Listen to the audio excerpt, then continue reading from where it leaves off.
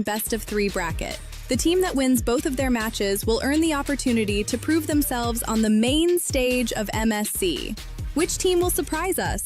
Which team will taste the agony of falling short? And which team will rise above? 2 champions, 1 game.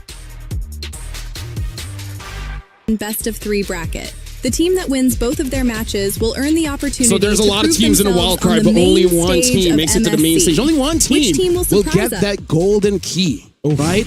Because here's the thing, here in EWC, the trophy system, there's actually 4, but we got to talk about that key first. You got to get that key to qualify, but that is precious because if you lose, we're going to see some key crushings. And for the grand champion of them all, they can choose up to 3 of the crushed keys to have on their trophies. It's just EWC here. No one else has done it. All right, it's one of the best, I think, little tidbits here for EWC. You get to see that crushing, get to see the smiles of these players who've gone through the relentless stage, the cruel stage, and hey, it's a completely new challenge here in the wild card, going through that entire gauntlet, the group stage placements, especially with best of ones. Yeah, it's gonna be brutal. I agree. It's only 4 days here in the wild card, but you're going through 3 different stages. So you have the best of 1 round robins, you have the switch ups in the breakout stage, and you have the finals. So like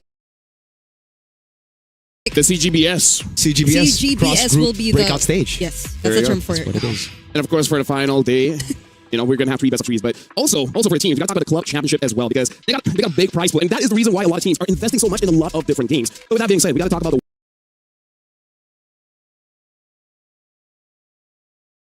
wild cards for now. We got to talk about the attending teams. There's about 9 teams here, and again, it's just 1 slot. That's brutal, man, because in themselves we got 2 slots. This time it's just 1. Yeah, in the past we've always had 2 slots, so to see now that the wild cards will only have 1 slot, it's really going to get relentless here. Yep, so now in Group A, we have FT Esports King of Gamers, or KOG Alpha 7, the Mongols, as well as Victory Song Gamers, VSG. For Group B, we got Nightmare Esports, Sunset Ravens, the Hung Esports, as well as Team Falcons Mena. So yes, we have 1 more team in Group A, but again, for today and tomorrow, it's going to be just best of 1s. Yep. Later on, when we go to the CGBS, then we switch it up. I know some of you may consider that Group A is the group of death, quote unquote, and it's understandable why. So many teams that you're seeing right here have made really remarkable runs in their respective regions. Whereas in terms of Group B, I think this is a group we're all looking forward to just because we're seeing a lot of newer names and emerging regions. Yeah,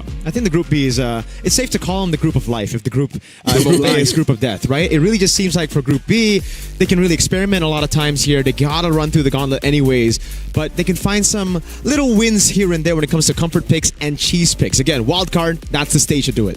Yeah, very revitalizing. We'll be looking at the brackets here just to see, you know, we're going to be looking at a prize pool just to see what everyone is fighting for. This is the total prize pool, 260K. 1 mil for first place. I believe this is one is for MLB just in general, but yeah. A lot has to be talked about for today. I think it's gonna establish-ish an EWC meta just to see like what everyone is feeling, because something that we do have to say, most of the wildcard teams, they got here because of their assassin junglers. Do they stick with that, or they're like, okay, you know what, it's not good enough? We're gonna be looking at the schedule just to roughly see who might still go with the assassin junglers, who might go for the tanks. Again, 8 best of 1, so we're gonna be checking out the schedule very soon. I don't know. I feel like sometimes assassin jungles might work, but that's the key word, sometimes. Okay. I think the one time we'll see those assassin junglers might be in our first match, man. Yeah. Foot Esports, the Mongols, both have really gotten a lot of wins through those assassin jungles for Kazue and Zixora, respectively. Yeah, for the next 3, or maybe especially for the 4th, because we're seeing Team Falcons Mena, I think that's where I'm really expecting the utilities to come in. All those tanky frontliners who've just recently got buffed to just really show up, because I think that's been Team Falcons and their specialty ever since. And also whether or not they could actually shake off a lot of the impressions that they've left previously in their recent international appearances. Yep. And again, we have 8 best of 1s. We're going to continue on for Mongols, VSG, Hung Esports going up against Teams Falcon Mena, Mongols, KOG, and then ending off with Foot Esports going up against VSG. That one we're going to be having Gideon as well as Naisu on the desk just to help us out. But yeah, I agree with Mirko. Maybe the first one we'll be seeing those assassins. So far, I've seen teams try out different things. Ling has not worked. No. That cannot. Like with Akai running around with Frederick running around, that's not possible. I believe I've seen one rare saber. No, that was not even good. That was a different one. That's Impel Indo right there, Albert. Yeah. No, even in Malaysia. Yeah. Hazel. Thank you very much. Shout out to my boy Hazel. I think I actually see a bit more Yi Sun Shin. Ooh. Which I can see the reason why, right? Like, as long as you scale long enough, you delay the game long enough, double marksman, it still works out well, especially because Hive and Claude are just so strong, especially the Claude, mostly because it's hard to catch the guy. Yeah, if you have a solid front line already, good mid prio, I think the Yi Sun Shin, those carries in the jungle can still make an appearance here, especially considering, again, it's really no in between. It's either you steamroll the game or you play super late, wait for your carries to scale. So if you have a Yi Sun Shin, Yves, Claude with two really tanky boys in XP and Rome, that's the way to do it. Oh, speaking of, maybe just some Lilia as well, because there's so many front lines that Lilia just destroys them. Valir. Valir, Which I also think plays a huge role, because if steamrolling and just getting that early snowball matters so much, then it'll be really difficult if you get to the point where you need to just fight for the objectives overall, because the junglers that we're seeing right now have just so many ways to guarantee these wins in terms of the objective takes. So objective fights have been a lot more... tricky this time. So right now, let's actually focus on the teams that will actually be starting the wildcards here. Let's talk about Mongols, because for both Mongols as well as FUT Esports, they're kind of the wildcard specialists in the previous M series. They made it through to the wildcard, both these teams. But again, this time it's just one team. So let's talk about the Mongols, right? Some of the players are there. Zixora, the Coach Summer, and K. Yeah.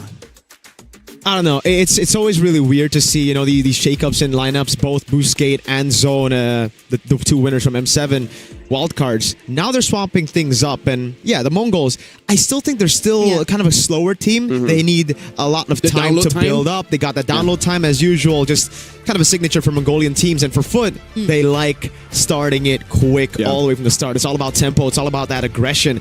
And they were able to get 6 games in the grand finals up against the clear favorites in MTC Aurora. Yeah, and the last time they met, and that was then Boostgate, they actually won against them. So I think there will be some revenge that they would definitely want to get. Or they're no longer Boostgate, but you see their cores. Some of the players there, part of this current lineup of FUT Esports, and I think that's really what matters a lot, because FUT, by the moment that they came into MLBB, that was such a wise decision to make. Just picking up the cores of Boostgate, who had a really impressive run in their last appearance. But again, I kind of feel like we just got to talk about the Mongols just a little bit more. We will be looking more forward towards Zexora.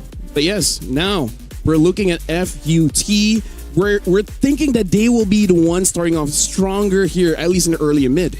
Yeah, I rated them as the second top team here, as the second best team in the wildcards. And looking at them, talking to them a couple of times as well, Kazue, Foot Esports in general, all of them are just so confident. They walked up to me, Kazue with his phone. He's like, yo, Miracle, do you think I'm going to make it through wildcard? And I'm like, dude, you were number 2 in my list. Number 1's gone, so I think you will, man. Yeah, so... Yeah, again, this is a very experienced lineup. They went 6 games against Aurora Gaming, who've been fantastic even in M7. Yeah. And I wonder how much of an impact will their change in terms of the mid-duo make. Because I know for a fact that these 2 players, especially in the current metagame, would really matter so much. And that's what they decided to really switch up before heading into Wildcard. Yeah, so honestly, looking at this lineup between Mongols as well as FUT, we're going to be more so looking at the draft. Then we can really have a clear picture just to say who's good and who's bad. Like, personally for me, people have been prioritizing the Boxia Fredrin as well as the Akai. Honestly, I'm more annoyed with the Akai. Just because of the steal potential of the early game. Like, sure, Fredrin is fun. A lot of chain CC just by himself. He doesn't need no help. And Boxia giving that early life bane just to make it so that sometimes you can see Zushin rushing that Sky Piercer, not even going for the glowing wand. So each jungler, I believe, for this meta really has a mid pairing, right? Yeah. I feel like Boxia Zushin is so strong. Boxia Kimi even. Boxia Kimi. Fredrin, honestly, like, who doesn't like Fredrin? Yeah. Your opponents. That's Just true. them. He's a good all-rounder, man. So everybody has their own strengths, and I agree. Objectives Yeah. really are very, very important in this current meta, but it then comes down to the players and their play styles. Yeah. If they're more of a brawly team, if they love going in, playing those brawls, long brawls, they can't really utilize those Akais. Yeah. They have to go for more of those boxes, more of those tempo I picks. feel like Akai is an amazing pick if you have an amazing gold leaner. And if you're disciplined enough to make those abilities work, because you're very reliant on a cycle. I agree. Yeah, It's like yeah. more on what you're used to playing around with too or against. Because I think for me, I'm so used to seeing these boxes in terms of play styles. Yeah. But the Akai just destroys all of that. Yep. It's a Like, circle. Yeah, it's a spinning circle. Yeah. So it doesn't allow you to set up that box. It's a Beyblade, yeah. So yeah, rip. definitely, I gotta say, it's going back to maybe 2023 era of MLBB, where just like 3 front lines and try to see who has more crowd control to punish those front lines, and then hoping for your mid and your goal laner to just not mess up. And that's why we see picks like the Gord and etc. Even against divers from the EXP, most of the time they do survive. That's the thing, and that's why I think the highest skills, Yeah. Skill expression. the highest skill ceiling you need in a team now is in that XP. I agree. If you I have a agree. great XP, Yeah. person on my right knows a great XP. Yeah.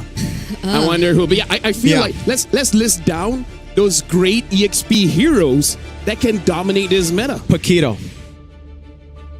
His skills. Vendetta. Yeah. Yuzong, All those heroes Lapu. belong to someone that we know. Alice is not damage E, but still very, very A strong, great right? As XP. long as you Yeah. can dive to the back line. But we see in the current meta, there's still a lot of Terizlas, a lot of Fovias. But again, Blues even. But here's sometimes. the thing. I feel like if you pick up a tank EXP, it's super unsafe with the Yuzong roaming around. Yeah. So gone are the days where we'll be considering a Uranus.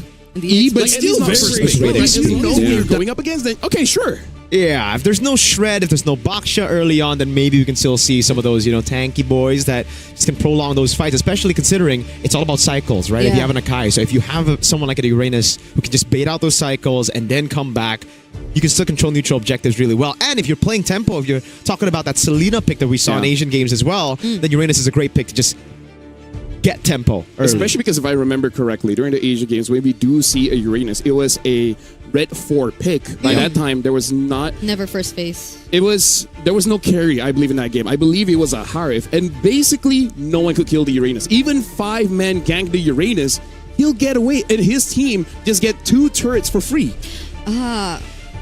Okay, now that makes me a bit more confused because it's like nowadays we did talk about this off stream. It's more on the Claudes and the Harrods.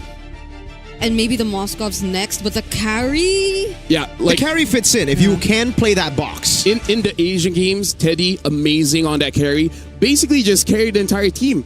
Like even during the cast, I feel like Nepo Miseno needs to step up. Vinu needs to step up because Teddy's amazing. I agree. Yeah. Guy's overrated, I Yeah, prefer he's- Carl and Sanford over those two you mentioned. Yeah. 40 is amazing, man. I don't know, man. King Bob or Alabu is better. You know what? Yeah. You're right. King Bob. He has King in his name. And Bob. I need to use the cuff button.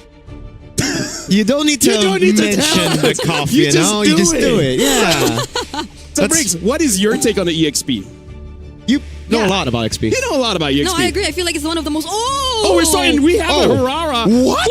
Whoa, okay, Sexora, let's, brother. let's talk about the draft here. Mongols first pick, FUT second pick. The map is going to be Dangerous Grass. The Fovias, Kalia, and Valentina banned by Mongols. Freya, Matilda, as well as Baxia banned by FUT. Now go on. I love the fact that we were, teasing the fact that Mongols, they're the calculated boys. They don't want to go early on. They want to download their opponents. And Foot, on the other hand, they're aggressive. Yep. They're not too calculated. They want to go and, just shine on their mechanics. Maskers. It's Mongols with all the individual flair, even a Hirara in the first phase. Yeah. And Foot, this is what we expect the Mongols to go for. Objective heavy comp. Yeah, just imagine how the interaction could potentially go. I know the Hirara is just so flexible. He has the capability to keep herself immune, but that's already an Atlas and an Akai. Is this for real? Why did they ban the Novaria? There's already an Atlas. There's already a Zushin. I don't know if there's a misban or anything because you already have the mid and the roam. So where else would the Novaria go? Unless FET just has some crazy strat like, I don't know, Novaria Gold. Wait, that's true. Yeah. I mean, Tezet is known to have his, very interesting picks. Yeah, You know, okay. if you know, you know. This is the guy who brought up like a Kufra jungle back in the day as well for High when he was coaching Aura Season 8, Season 9. So you can expect a lot more crazy picks here from Foot. Well, Claude has been banned out. Bricks, the last ban here coming in from Mongols. Isn't it crazy to see that the Claude is banned all the way and the Marcel as well Yeah. towards the end? When we were talking about it backstage, we were talking about Marcel Claude being first phase I picks. mean, like, look at Mongols pick. Paquito, The the Prio has Gord, been- Hirara is Yeah. the new one, but I still think the opener is pretty good for both teams. Everything a little bit less for me. I know we talked about like cheese strats and best of ones, but I never expected it to be this kind of. Maybe it's not a cheese. Maybe this is their perfect strike because let's put this into context, right? Both of these teams are the favorites because they've done it before, right? They faced each other before and now they're batting out the Obsidia. The Harv is still open, but maybe that's not a concern for them. I guess not. The Moscow's a Moskov. great pick. They need someone to just deal a lot of damage, but also not be reliant on just a cycle of skills. The Harrow is a pretty good choice, but I think I like this a little bit better, you know? Just constant DPS coming through, and then the XP later, I think is going to be a damage one. We've seen that It has to matchup. be. It has to be. The Arlet fits. Yeah, 100%. I can't see if they really want to set up a box still with this kind of draft. Because they have very high mobility heroes, maybe apart from the Gord. Oh, wow. Even the Grok comes in here. What? Wait, was it a Grok? Maybe the Grok... I guess the So Grok it's- just showed himself. If they want to go fast, Mongols, I do want to see if they have a very early roamer, like maybe even a Cho, so that you can evade. But again, going up against an Akai Zushin, kind of Also, not it's the a best Grok of idea. Ranger. Grok Ranger. Huh. A skill-based marksman hasn't been working that well unless you're a Harv. So very interesting to see how this Ranger is gonna play out. Yeah, it really just seems like Mongols have taken Foot Esports' aggression, right? Because it's all about snowballing in the early game here. I would like to use Zom, but I don't know if that's in their repertoire. So this is assuming the jungle and roam already, right? So it is the EXP that we're looking for, despite the Novaria ban. Even with Benedetta wouldn't be bad. Yeah. A lot of damage EXP should work here. Like you have a Zushin, Akai, and an Atlas. You kind of don't need any more defense. Yeah, it's not the best matchup against the Paquito unless your name is King Bob Vanuya, one of those guys. But Don't fight the Paquito. What's so hard about that? Exactly. I mean, a lot easier said than done. Oh, They go Sora. for just even more CC. They're just trying to overwhelm the Mongols with crowd control. Man, look at the amount of crowd control they got. I mean, like, Exactly. personally, my thoughts in the first phase of that turtle, as long as no aggression happens in the first 2 minutes, I feel like FET has got it, especially if the sword just dives in with the lightning form. They should have enough damage and heal to secure that turtle. But with that being said, we're be throwing it over for Mirka and Brigida to cast this game, Mongols against FUT. You guys got this. Thank you so much, Lafel. We are now officially heading into the first best of one that we're having here in the wild cards of MSC 2026. A lot of surprises, especially as we came into the draft, approaching the second half already. Surprised to see the Hiraras, even the bans heading into the second phase were a lot of surprise for us, but man, how are we feeling about this? It's a lot of crowd control on the other side and a team fight that could get just really messy on the other side. Yeah, I mean, if I'm looking on paper, I definitely got to side with Foot on the drafts, man. It just seems like this is the standard that we've seen, you know, the standard for what we've seen from our own leagues as well. But Mongols, again, they're coming into the best of one thinking comfort. We've seen a lot of that. We've heard a lot of that word recently in interviews as well. I'm so curious if Zixara already considers the Hirara as comfort, though. Like, for you to be confident enough to pull it out in your first series. Oh, speaking of, It looks pretty comfortable on it so far, but this is the problem with Hirara early on. Once, well, where you don't have cooldown, it's going to get really tough. XC burns out the flicker, tries to go in, but the Lantern Flare knocks Ox up. It's going to be Kazuma with the rotation as well. Ox, he's going to have to flicker out to safety. Psyche, no mana to take him down. what do we say about Mongols wanting to be the more disciplined or careful team? That's like a very brawly start to this game number one. Well, understandable. That's one of the more common rotations you're seeing, especially considering that they're still sticking with a quote-unquote assassin jungler. I think you would consider the Herrera an assassin still. Hiện tại là sáng But chiến then chọn. Foot, they were Ở bên so lỗ là aggressive to fight back. That tôi was a làm flicker burned by tôi làm XC early on. 7 môn trong Yeah. 6 They 6 really môn. wanted to get that kill early, man. They really wanted to stop the snowball from happening here for Zixora. Lên được. Great start to the game for Foot, I'd say, man. Again, with the Herrera, you're just constantly going to have to take it in an early game. You're not going to have enough cooldowns to just spam your skills. But look at this rotation quickly into the bottom lane. They're playing that strong side, as we mentioned, Zixora. Zoning RX, Retri even going to go for Zixora. Zoning RX, Retri even going to go for the kill. RX has to flicker out early. Survive that. But then it seems like Mongols had their eyes set on the bottom side of the map. Could this be the approach? They do not want to fight FUT Esports in terms of objectives, considering that that's an Akai, and he's already an entire level ahead of Zixora because of that rotation. I love the approach, though, you know? It's kind of like Mongols know that Foot will have the lead early on when it comes to neutral objective battles, so they try to go for the strong side, gold lane. K helping him out. A lot of damage plays down with the perfect match. It'll force out a flicker from K, but I think that should be it. Yeah. Mongols are quick to sense that there could be something happening right after that objective take. Look at Kazue. He's just showing himself. Still, the level gap exists. And there are going to be in the slight advantage against Foot, but K, no flicker left for K. Yeah, the problem with the strong side gold lane is if you leave him, yeah, the hard CC and tanky boys are just going to get him out. No flicker, as you mentioned, Brigida.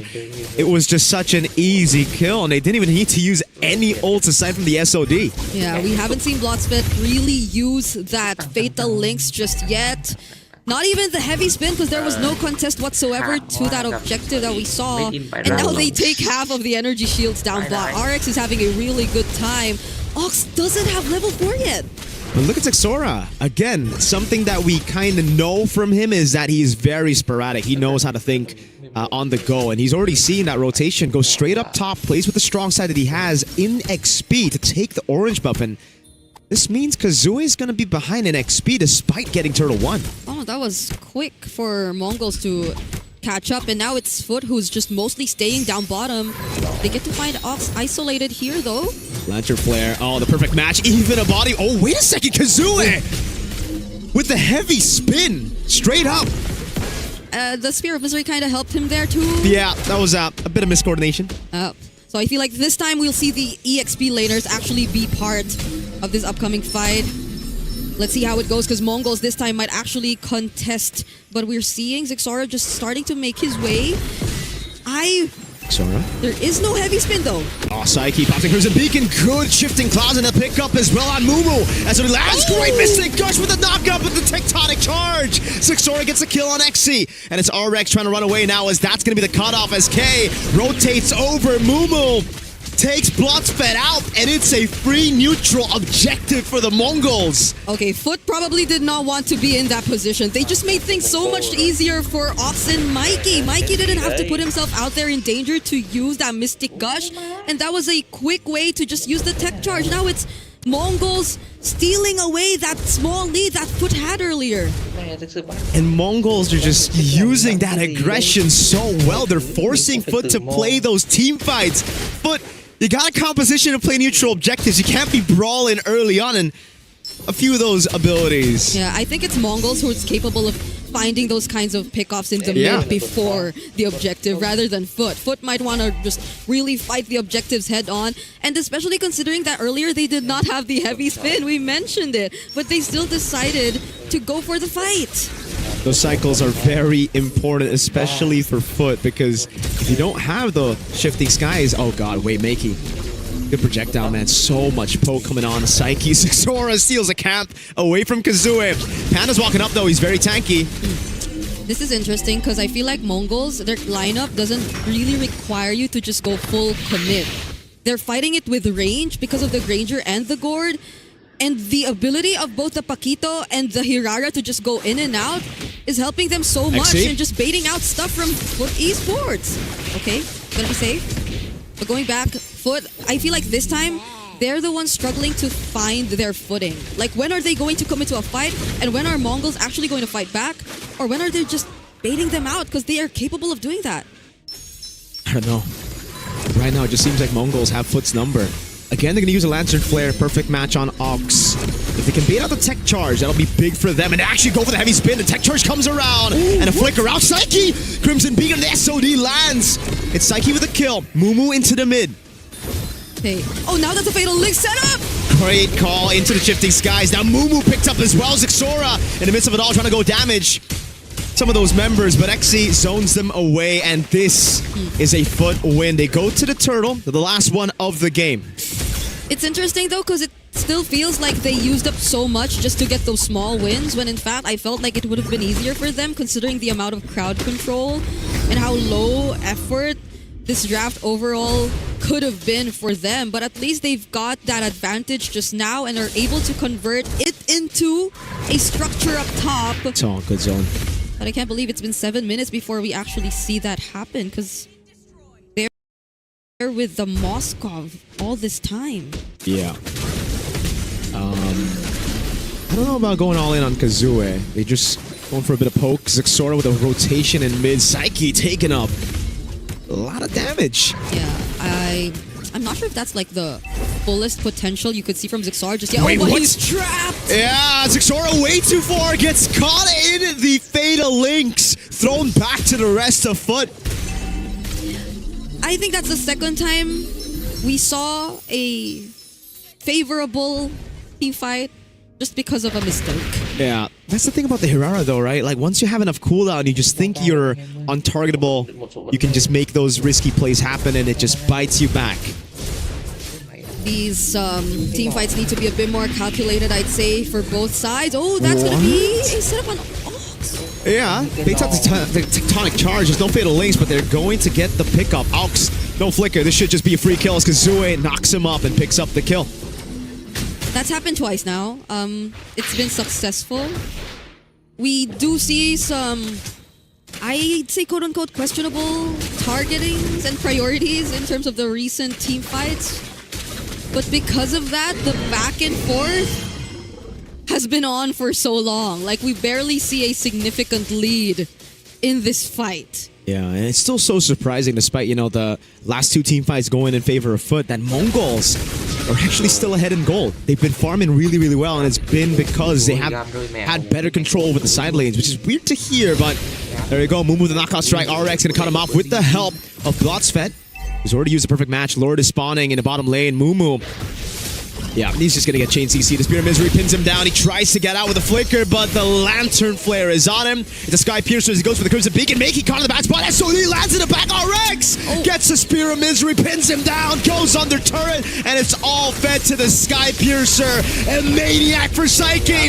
Could we see it a Savage on day one, match one?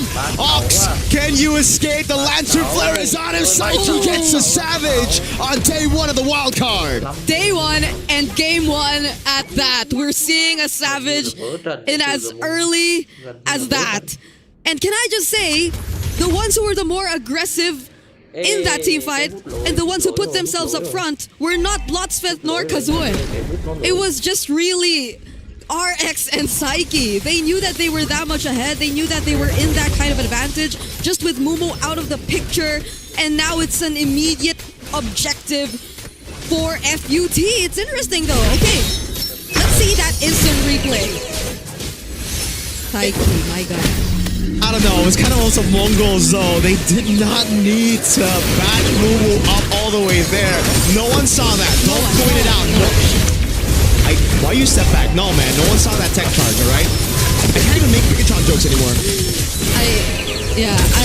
This is why we are saying that there needs to be a bit more calculation from their part. It demands so much more just because of the kind of draft that they decided to go with. Now, Foot, this is where we expected them to be. This is exactly how they play this out. The amount of crowd control. Actually, in that recent team fight, they didn't even have to use much of it just because they were just going all in terms of the damage. I feel like that's another thing. You feel a lot more of the damage coming from this tanky lineup of Foot rather than of Mongols at this point. So they're really making sure that they're using it to their advantage. And at least for now, Mongols are defending, and weirdly enough, still in the lead. Yeah. I think it's not that accurate. Blotsvet, though, goes in with perfect match. They're trying to go for the zone. Psyche, an absolute monster, brings Moo back. And it's a flicker, burn down. Ox. Again. Goes for the tech char. Oh no! You hate to see fatal legs from Blotsvet! Gets him down, K! Oh no! Psyche gets another double! A disaster for the Mongols, as they're gonna have to take 3 of their members out and about as just Zixora and Makey left to defend. This should be full stack Sky Piercer for Psyche, right? Oh yeah. So that just explains why you could barely get out alive once you're in that kind of position if you're the Mongols. This is very tough and risky if you're the Mongols. With very little crowd control and just mostly Ox, and by the way, it's always been Ox that they've been targeting first, I could barely see an opportunity for the Mongols to turn this around with a team fight win. Yeah, it's a composition that really relies on them winning out early game, you know, snowballing on control and then relying on their individual flair. Now, I'm not saying it can't happen, but we've seen 2 Brock Ultimates go. Yeah, but that's the thing. They Out of always... Right? It's landed on. I thought you didn't see that. I didn't see the first one. Okay. But then the replay showed me. LaFell saw all of it. Yeah, I really want to know how LaFell feels about everything right now, because it's just day 1, game 1, but... He has a thumbs up. Is it a thumbs up? Yeah, if you've watched Project Hail Mary, that's a good thing, right? Like, yeah. We get to talk to him later, but for now we gotta really talk to the Mongols and Foot, maybe especially the Mongols, and how they're really dealing with everything right now. Let's take a quick look at the items. Okay. Let's not. It's not. Let's just talk about the game. The Lord spawning. Okay. And that's not the new Lord, you know? The new Lord, like, it kind of gets players to go for the Lord. Diva. Yeah. It's like, now as a player, I want to go for Lord. 13-3, now we see the actual goal lead. It is, I don't know if this is comebackable. We've had that term, geekable. Do you think it's geekable? Well, I, at this point, could not see it coming for now. Like, even Ox, they've just been very aggressive. Psyche, this is where you really want to see your Jusin come to play. He's the one in charge of all the zoning right now. It's like Blotsfest will just go in for a late entry and surprise everyone, and that's the last thing you'd want to see if you're the Mongols. Yeah. Oh my god, all of their flickers are still intact. You could already imagine what kind of game-ending plays they could attempt to go for with this Lord Seed. Let's give it to the Mongols a bit. They do have clear. I don't want to say if it's good or bad. They got clear with the gourd. They have gourd. But then I look at the Granger and it's like, yeah, you're not that good at clearing. The Hirara is like, she's bad in, oh god, no damage to Exy as well. I'm looking for the damage too, but... Maybe you just look at different things when you look at the Hirara, you know. Exy trying to walk off. They're going to go for the mid lane siege here. Oh, RX is piercing through that turret onto Ox and K. And the base turret down below has already fallen. Okay. Blotsfist looks like he wants to do something. But let's see. They still have to clear out the waves. Oh, he's already below half HP. Oh, Fatal Links on the back. Both of the frontliners, and they get caught in the heavy spin. That's the pin down immobilization already. Zixora gets away, but Psyche's just tearing them apart. Zixora's trying to gap close now. He goes immobilized. Oh, but Psyche is unkillable. Picks the Hirara up. Zixora's walking up again, trying to go for the clear again. Untargetable for a bit. But it's still Psyche just zoning all of them, and they've lost no members. Okay, they're still dealing with it. Sora and Kay still left to defend, still have an entire wave to deal with, but Sora is down! Kay back in the fountain, but what can he do? It's just gonna be a game number 1, or the only game in this best of 1. Going over to Foot Esports. It's over for game 1. Foot Esports getting the revenge that they've desperately been waiting for since that M7 wildcard where they lost to a Mongolian team. Team Zone, Kay, Zixora, they showed them how it's done, but today it seems like it's a Foot day. Why introduce me in? Oh, I'm in. Hey! So first of all, let's just say congratulations to FUT for winning that one. But my TLDR, my summary of this game, the reason why Mongols win and lose is because of their mechanics. Because the only time that they won in a team fight was that incredible tech charge into the Mystic Gush. Yeah. But then after that, any kind of team fight, we've seen mistakes coming in from Zixora. We've seen mistakes coming in from, of course, the Grok from Alp. So I really feel like this might be one of those situations where you probably just need to warm up just a little bit, because there was a lot of unnecessary situations where I believe Mongols had the kit to outplay that, but that just didn't happen. But when we're talking about a draft, Ranger is not really one of those geekable heroes, because it's a hero that heavily relies on the Skypiercer stacks. What if you get 40 Skypiercer stacks in the last team fight? That's good enough. Yeah.